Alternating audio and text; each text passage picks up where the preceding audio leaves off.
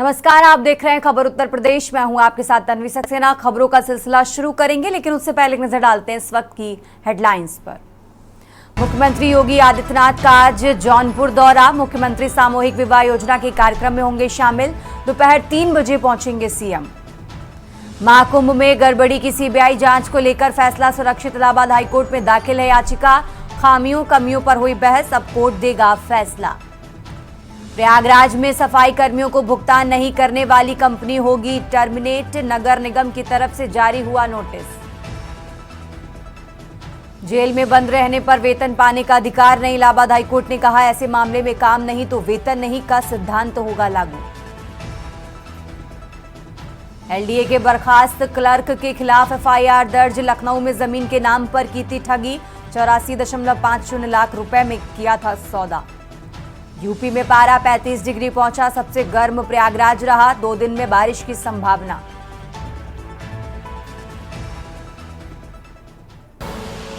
आप देख रहे हैं के न्यूज, खबरों का सारथी। और अब रुक करते हैं खबरों का। खबर उत्तर प्रदेश की शुरुआत करेंगे लखनऊ की खबर से। राजधानी लखनऊ से अहम जानकारी आपको बता रहे हैं, जहां सीएम योगी आदित्यनाथ का आज जौनपुर दौरा है। ये बड़ी खबर आपको लखनऊ से बता रहे हैं।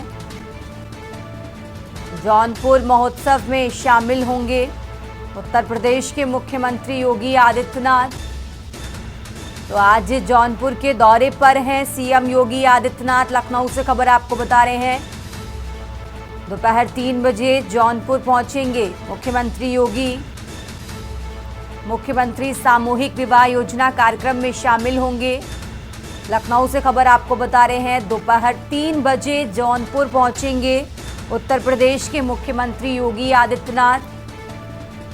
तो सीएम योगी आदित्यनाथ का आज जौनपुर दौरा है।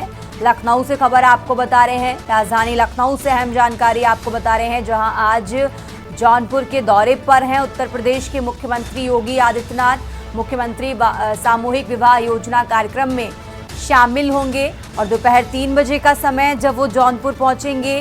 राजधानी लखनऊ से अहम जानकारी आपको बता रहे हैं, आज जौनपुर के दौरे पर हैं सीएम योगी आदित्यनाथ। लखनऊ से खबर आपको बता रहे हैं, सीएम योगी आदित्यनाथ आज जौनपुर के दौरे पर हैं। मुख्यमंत्री सामूहिक विवाह योजना कार्यक्रम में शामिल होंगे और दोपहर 3 बजे का समय जब वो जौनपुर पहुंचेंगे, जिसके बाद मुख्यमंत्री सामूहिक विवाह योजना कार्यक्रम में शामिल होंगे। तो राजधानी लखनऊ से अहम जानकारी आपको बता रहे हैं, जहां आज जौनपुर के दौरे पर हैं सीएम योगी आदित्यनाथ। लखनऊ से खबर आपको बता रहे हैं, मुख्यमंत्री सामूहिक विवाह योजना कार्यक्रम में शामिल होंगे और दोपहर 3 बजे का समय जब वो जौनपुर पहुंचेंगे।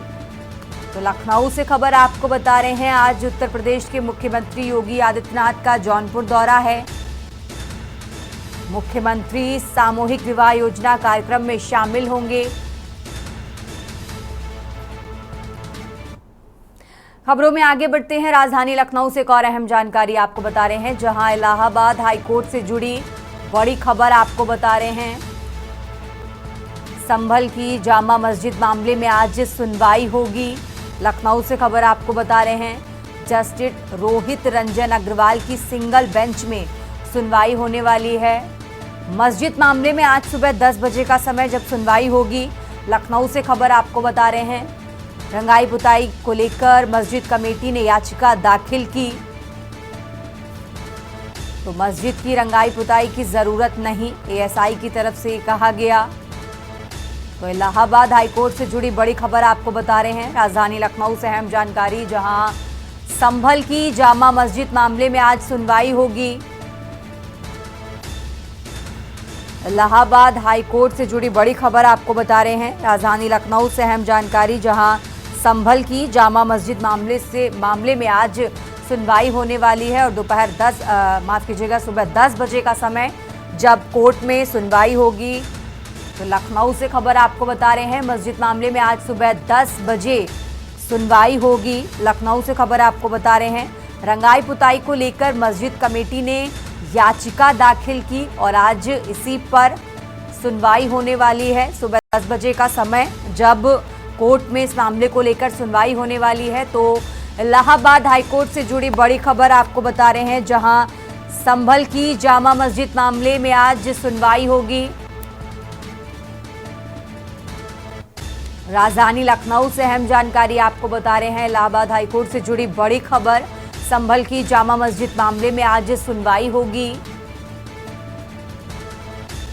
जस्टिस रोहित रंजन अग्रवाल की सिंगल बेंच में सुनवाई होने वाली है और मस्जिद मामले में आपको बता दें आज सुबह करीब 10 बजे से सुनवाई होगी।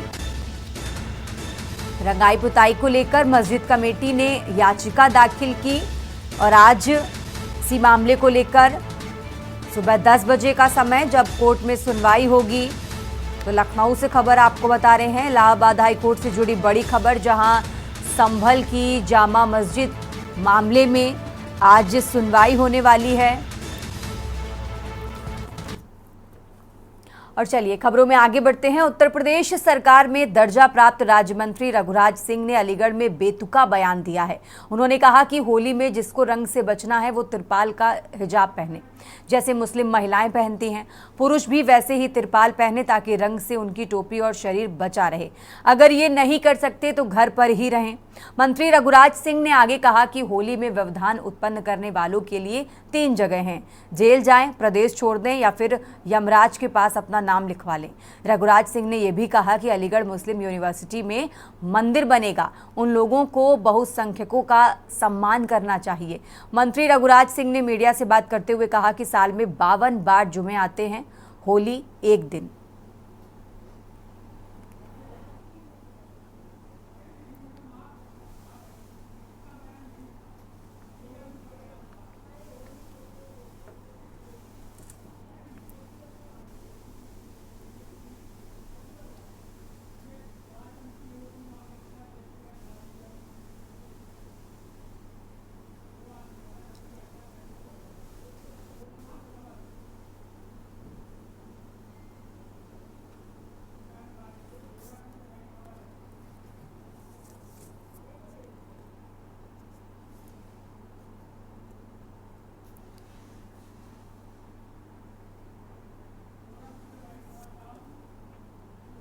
और चलिए खबर उत्तर प्रदेश में आगे बढ़ते हैं। बात कर रहे हैं गोरखपुर की। गोरखपुर से खबर आपको बता रहे हैं। होलिका दहन के दिन निकलती है शोभा यात्रा, सीएम योगी की उपस्थिति में निकलती है शोभा यात्रा।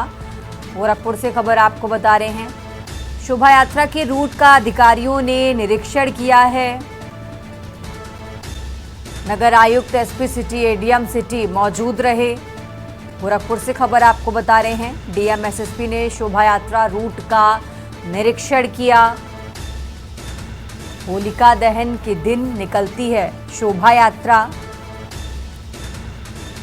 सीएम योगी की उपस्थिति में शोभा यात्रा निकलती है और शोभा यात्रा के रूट का डीएम एसएसपी ने निरीक्षण किया है। गोरखपुर से खबर आपको बता रहे हैं। होलिका दहन के दिन निकलती है शोभा यात्रा।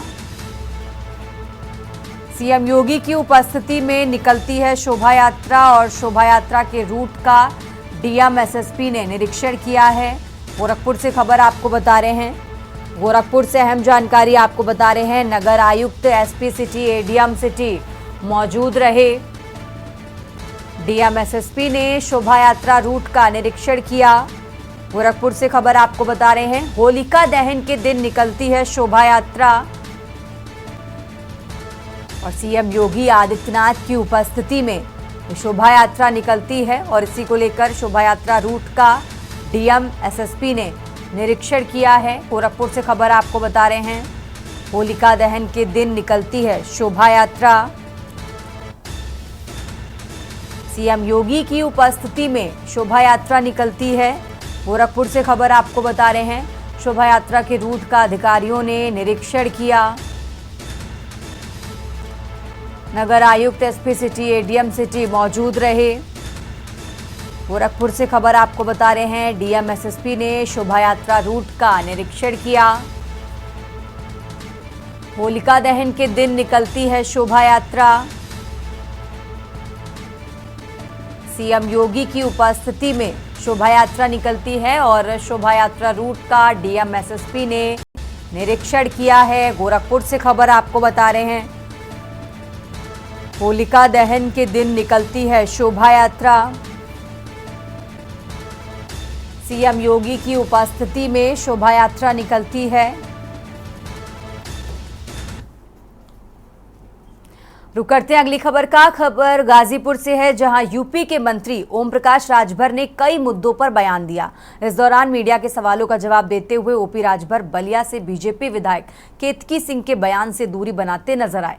उन्होंने केतकी सिंह के मेडिकल कॉलेज में मुसलमानों के अलग इलाज की व्यवस्था के बयान पर प्रतिक्रिया देते हुए कहा, ऐसे तो लोग से हवाई जहाज, बसें, ट्रेन भी चलाई जानी चाहिए। ओपी राजभर ने कहा कि जब कोई दुर्घटना होती है और लोग अस्पताल पहुंचते हैं तो लोग सिर्फ ब्लड खोजते हैं, कोई ये नहीं देखता कि हिंदू, मुस्लिम, सिख या ईसाई का ब्लड है।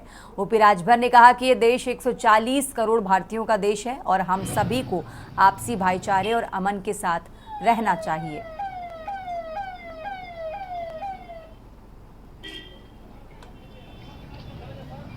केतकी सिंह ने बयान दिया कि अस्पताल में जो है मुस्लिमों का अलग जो है इलाज किया जाए। ये तो अलग से ट्रेन चलानी चाहिए, अलग से हवाई जहाज चलानी चाहिए, अलग से बसें चलानी चाहिए। लेकिन हॉस्पिटल में जब लोग जाते हैं तो जब दुर्घटनाएं होती हैं तो उस समय कोई ये नहीं पूछता है कि ये मुसलमान का ब्लड है कि हिंदू का, कि सिख का, ईसाई का, जैन का है। उस समय लोग ब्लड खोजते हैं कि जान बचे। ये परिस्थिति है। अब उनका बयान है, लेकिन हमारी सोच यही है कि यह देश 140 करोड़ लोग भारतीय हैं, भारत के रहने वाले लोग हैं। हम आपस में भाईचारा के साथ रहें, अमन चैन के साथ रहें। जो भी मजहब के लोग हैं अपने अपने धर्म के हिसाब से जो त्यौहार है उसको सौहार्दपूर्ण मनावें। जैसे आगे परसों नरसों होली है, तो हम सभी प्रदेशवासियों को, देशवासियों को होली की ढेर सारी शुभकामनाएं। आप सभी लोगों को, पत्रकार साथियों को भी, और पूरे 25 करोड़ आबादी उत्तर प्रदेश के लोगों को ढेर सारी शुभकामनाएं होली।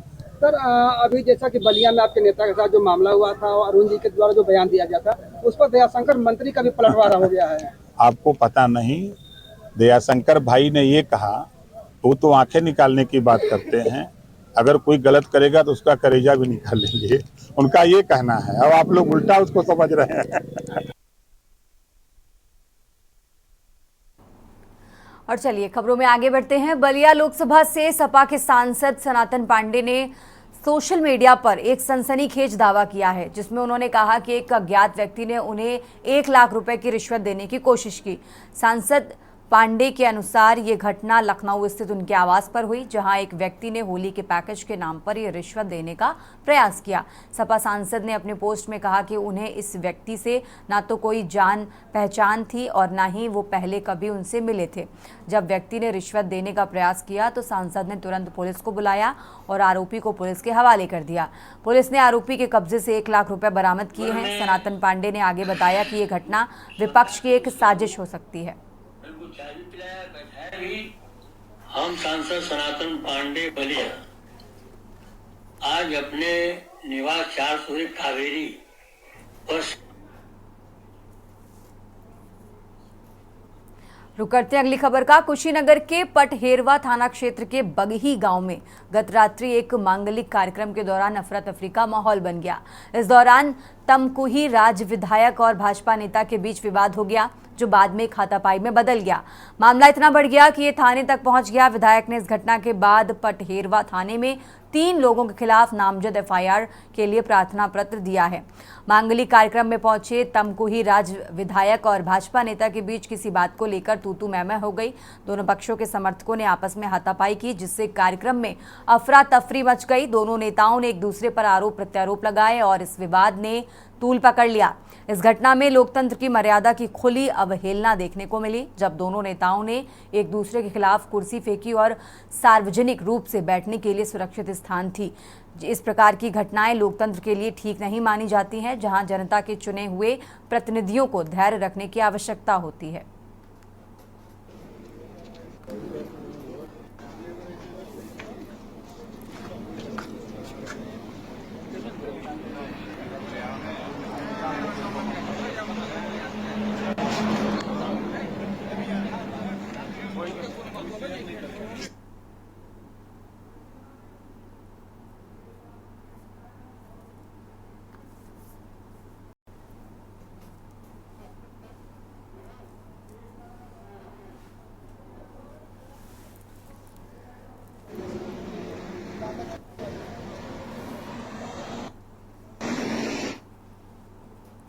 अब खबर संभल से है, जहां संभल जिले में भाजपा के वरिष्ठ नेता गुलफाम सिंह यादव की हत्या का मामला तूल पकड़ता जा रहा है। घटना के बाद मृतक के परिजनों ने सपा प्रमुख अखिलेश समेत 6 लोगों के खिलाफ हत्या की रिपोर्ट दर्ज कराई है। परिजनों का कहना है कि यह हत्या राजनीतिक रंजिश के चलते की गई। उनका आरोप है कि सपा ब्लॉक प्रमुख ने अन्य साथियों के साथ मिलकर सुनियोजित तरीके से गुलफाम सिंह यादव की हत्या को अंजाम दिया। परिजनों ने दावा किया कि गुलफाम सिंह यादव को जहरीला इंजेक्शन देकर मारा गया था। गंभीर हालत में उन्हें अस्पताल ले जाया गया, जहां से उन्हें हायर सेंटर रेफर किया गया था, लेकिन इलाज के दौरान उनकी मौत हो गई। पुलिस ने इस मामले को गंभीरता से लेते हुए सपा ब्लॉक प्रमुख समेत 6 लोगों के खिलाफ हत्या का मामला दर्ज कर लिया है।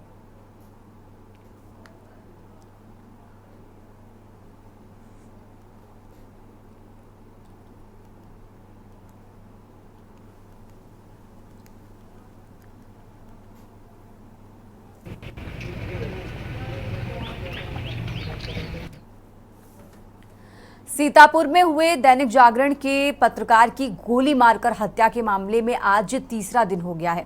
हत्या का खुलासा न होने से अब पत्रकारों में आक्रोश और बढ़ने लगा है। मोतीपुर तहसील के पत्रकारों ने राज्यपाल व मुख्यमंत्री को संबोधित ज्ञापन उप जिलाधिकारी को सौंपा है। पत्रकारिता ने कहा कि पत्रकारों की सुरक्षा सुनिश्चित की जाए, वहीं पत्रकारों के लिए एक सुरक्षा समिति का भी गठन किया जाए। आपको बता दें कि 8 मार्च को सीतापुर में दैनिक जागरण के पत्रकार राघवेंद्र वाजपेयी की गोली मारकर हमलावरों ने हत्या कर दी थी। सीतापुर में पत्रकार की हुई हत्या के बाद प्रदेश सहित देश के पत्रकारों में भी रोष व्याप्त है। आज बड़ी संख्या में बहराइच व मोतीपुर तहसील के पत्रकारों ने जमकर प्रदर्शन किया। राज्यपाल व मुख्यमंत्री को संबोधित एक ज्ञापन उप जिलाधिकारी को सौंपा गया है, जिसमें मृतक पत्रकार के परिवार को 1 करोड़ रुपए की आर्थिक सहायता व एक सदस्य को सरकारी नौकरी देने की मांग की गई है। पहले जो है पत्रकार साथी हमारे जो है राघवेंद्र वाजपेयी जी हैं, जो दैनिक जागरण के थे, उनकी बदमाशों द्वारा हत्या कर दी गई है।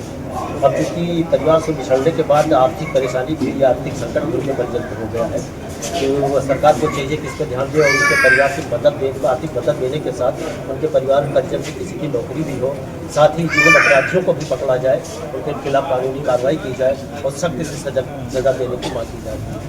ये जो पत्रकार हैं वो लोकतंत्र के चौथे स्तंभ माने जाते हैं और अभी हाल ही में 2 दिन पूर्व हमारे जो पत्रकार साथी हैं दैनिक जागरण के राघवेंद्र वाजपेयी जी, उनकी बदमाशों के द्वारा गोली मार करके हत्या कर दी गई। इसकी मैं कड़ी जो है निंदा करता हूं और भर्त्सना करता हूं, क्योंकि इस तरीके से पत्रकारों के ऊपर हमले लगातार बढ़ रहे हैं, हमें कार्य करने से रोका जा रहा है। तो हम सरकार से ये मांग करते हैं और राज्यपाल महोदय को संबोधित एक ज्ञापन उप जिलाधिकारी महोदय को यहाँ पे सौंपा गया है, जिसमें हम लोगों ने मांग किया है कि जो राघवेंद्र वाजपेयी जी के जो हत्यारे हैं उनको जल्द से जल्द पकड़ करके उनको फांसी की सजा देनी चाहिए। इसके अलावा परिवार, चूँकि जब कोई व्यक्ति परिवार से जुदा हो जाता है तो काफ़ी सारी तकलीफें समस्याएं होती हैं, तो हमने ये भी मांग की है सरकार से कि परिवार के एक व्यक्ति को सरकारी नौकरी मिलनी चाहिए। इसके अलावा आर्थिक सहयोग के रूप में 1 करोड़ रुपये आर्थिक जो है राशि उनको मिलनी चाहिए।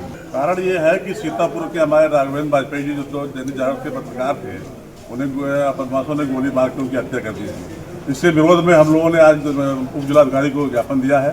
राज्यपाल से मांग की है कि ऐसे व्यक्तियों के खिलाफ सख्त कार्रवाई हो तथा हत्यारों के खिलाफ फांसी की सजा सुनाई जाए।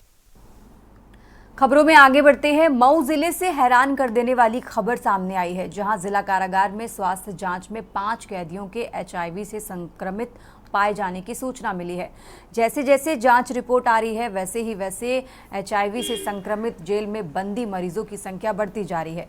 इसके साथ ही जेल में HIV संक्रमित कैदियों की संख्या आपको बता दें अब 11 हो गई है।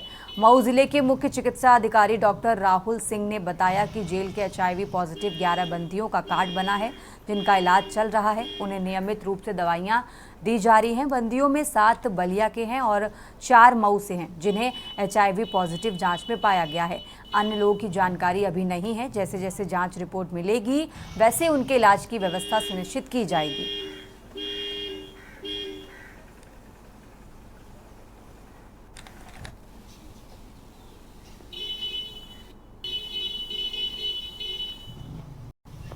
देखिए, एड्स एक बीमारी है और ये एक तरह से जैसे शुगर डायबिटीज़ होती है वैसे ये भी है। ऑटो इम्यून डेफिशिएंसी सिंड्रोम कहते हैं और ह्यूमन इम्यूनो डेफिशिएंसी वायरस इसका कारण होता है। इसमें शरीर में जो प्रतिरोधक क्षमता होती है वो धीरे धीरे कम होती है और इसका पहला लक्षण आता है कि आदमी को क्रोनिक डायरिया हो जाता है और उसके बाद उसका वजन क्रमशः घटेगा और टीबी का रोगी हो जाएगा या अन्य किसी बीमारी से ग्रसित होगा और अन्य किसी बीमारी से ही उसकी मृत्यु होती है। खबरों में आगे बढ़ते हैं। मुख्यमंत्री योगी आदित्यनाथ ने झांसी में एक जनसभा को संबोधित करते हुए कहा कि उत्तर प्रदेश को दंगाइयों और माफियाओं से मुक्त कराया गया है और अब उन्हें दोबारा पैर जमाने का मौका नहीं दिया जाएगा। उन्होंने कहा, जिस माफिया राज और दंगाई से इस प्रदेश को मुक्त किया गया है उसे दोबारा पैर रखने की जगह मत देना, वरना आने वाली पीढ़ी आपको कोसेगी और भुगतेगी। जो प्रदेश पहले बीमारू राज्य माना जाता था, आज देश का ग्रोथ इंजन बना है। ये प्रदेश देश की नंबर 2 की अर्थव्यवस्था बना है। मुझे याद है 2017 में मुझे मुख्यमंत्री जब बनाया गया था, जब मैं पहली बार बुंदेलखंड आया था, हताशा थी, निराशा थी। माफिया और खनन माफिया की गिरफ्त में आया हुआ ये बुंदेलखंड अपने स्वयं के वजूद के लिए तड़प रहा था। उसके मन में एक तड़प तो थी, लेकिन क्या करें, उससे उभर नहीं पा रहा था। और मैंने तब कहा था कि डकैतों से भी मुक्त कराएंगे और माफिया से भी मुक्त कराएंगे बुंदेलखंड को। तब मैंने कहा था बुंदेलखंड एक्सप्रेसवे बनेगा, डिफेंस कॉरिडोर बनेगा। और अब तो मैं बधाई देता हूं आपको, बीडा के नाम पर बुंदेलखंड औद्योगिक विकास प्राधिकरण आपका बन रहा है। 56,000 एकड़ क्षेत्रफल में देश का एक सबसे बड़े औद्योगिक नगर के रूप में झांसी कानपुर के बीच में किसी के पास नहीं। बुंदेलखंड की ताकत का एहसास अब दुनिया करेगी। ये पिछली सरकारों का अकर्मण्यता थी कि उन्होंने उत्तर प्रदेश को पिछड़ा बना दिया, अव्यवस्थित बना दिया, माफिया, गिरदी और दंगों की चपेट में ला दिया। प्रदेश पिछड़ता गया। लेकिन जब प्रधानमंत्री मोदी जी के नेतृत्व और मार्गदर्शन में प्रदेश ने अंगड़ाई ली, जनता जनार्दन ने भारतीय जनता पार्टी पर विश्वास किया, परिणाम आपके सामने है।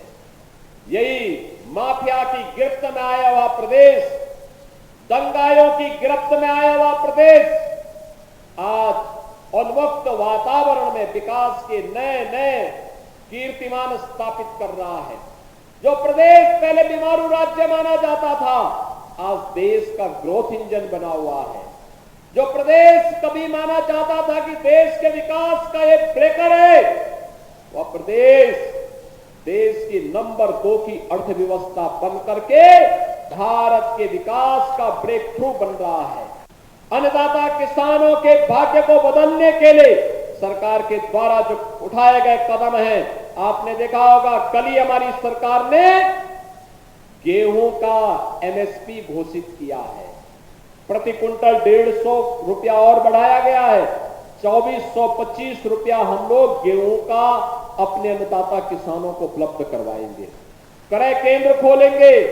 आने वाले समय में सरकार ने व्यवस्था की है, हर मंडी में हम लोग माता सबरी के नाम पर एक सस्ती कैंटीन अन्नदाता किसान के लिए उपलब्ध करवाएंगे, जहां उसको चाय मिल सके, सस्ते में भोजन मिल सके, वहां पे बैठने की व्यवस्था दे सके। हम लोग पहले चरण में 7 माता अहिल्याबाई के नाम पर कामकाजी महिलाओं के लिए छात्रावास का निर्माण करने जा रहे हैं। उनके सुरक्षित छात्रावास जहां वे रह सकें, उनके लिए व्यवस्था देने जा रहे हैं। सरकार ने तय किया है, प्रदेश के अंदर जो लोग शासन की योजनाओं से वंचित थे, मुसर, खारू, कोल, चेरो, सहरिया, इन सभी जातियों को योजनाओं के लाभ से जोड़ने के एक बड़े कार्यक्रम को हम लोगों ने अपने साथ किया था। 100% सैचुरेट करने के एक कार्यक्रम को अपने हाथों में लिया था और इस बार सरकार ने बजट में प्रावधान किया है जीरो पॉवर्टी के लक्ष्य को प्राप्त करने के लिए जो गरीब अभी तक किसी योजना से वंचित है उस गरीब को उस योजना के साथ जोड़ करके उसके जीवन को आगे बढ़ाने का काम करेंगे। जिसको मकान नहीं मिल पाया उसको मकान देंगे, जिसे अब तक किसी योजना का लाभ नहीं मिल पाया है उसे इस योजना के साथ जोड़ने का। खबर उत्तर प्रदेश में फिलहाल इतना ही। आप देखते रहिए के न्यूज़ इंडिया।